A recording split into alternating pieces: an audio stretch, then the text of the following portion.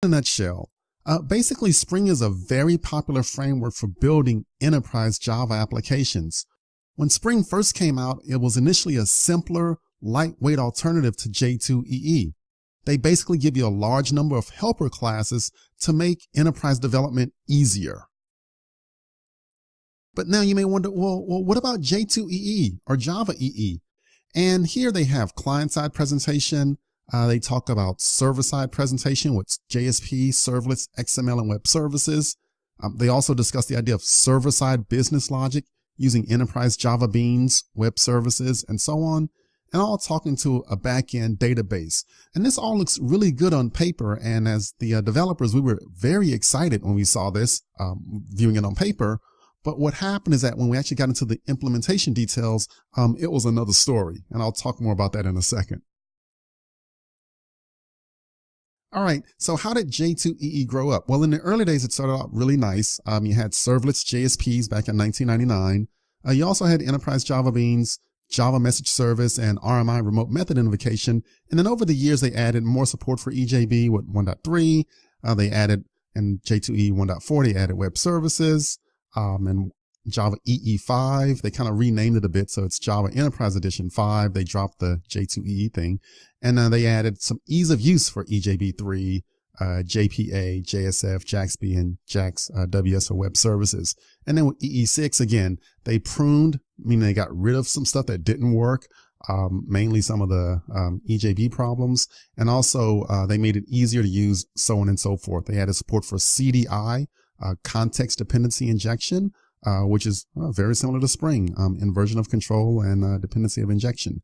And then finally, in Java EE7, they added support for JMS version 2, batch, concurrency, WebSockets, and so on. So that's kind of how J2EE grew up over time. So servlets and JSPs were like the initial popular items, and then they started adding other things along the way.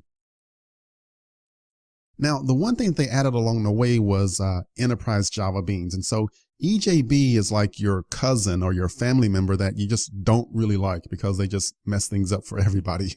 So the early versions of enterprise Java Beans, versions 1 and 2, were extremely complex to develop.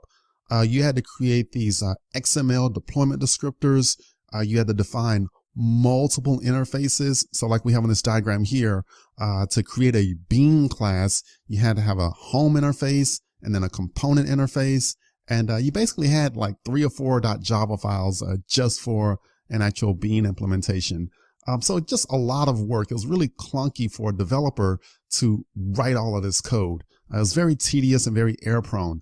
But once you finally got the bean developed and deployed it, and you deployed it in production, then you were slapped with another problem: poor performance. So these entity beans, basically mappings between Java classes and database tables, just awful, slow, just terribly slow. Like we actually had to do on one deployment, we actually had to pull our code back out of the production and actually remove the EJB functionality because it slowed everything down.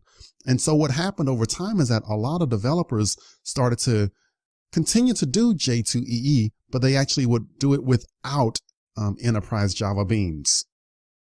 And so this kind of caught on with other development teams too, and pretty much a lot of folks were doing it. So this one fellow, Rod Johnson, he actually wrote this great book called J2EE Development Without EJB. Okay, so EJB was very popular at one point, and then it fell out of favor.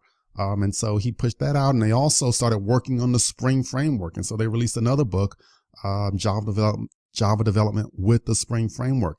So EJB was kind of like that bad cousin or that bad uncle that you just didn't want in the family because they messed it up for everybody.